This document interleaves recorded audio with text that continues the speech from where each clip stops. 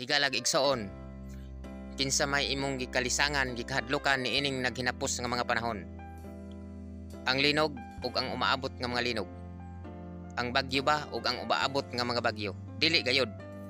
Samtang si Ginoong Hesus naglawig didto sa dagat uban sa iyang mga tinun-an.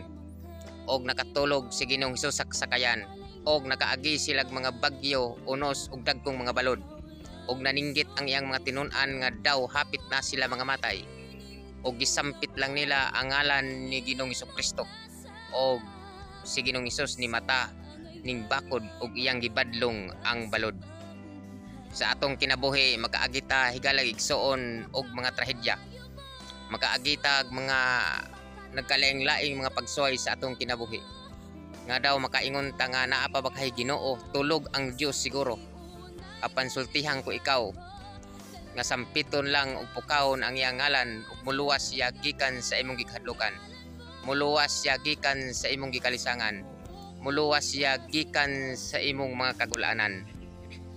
Si Kristo mismo niingon nga kinsa may makapahimulag ninyo gikan kanako.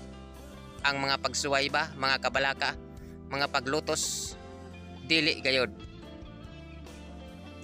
Hawan og halapad ang iyang gugmag pagkamaayo ni Ginoong Hesukristo.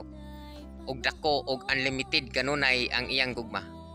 Kanunay tatong hinumduman nga ang Roma 10:13 nagaingon kay si bisan kinsa nga magasampit sa ngalan sa Ginoo maluwas.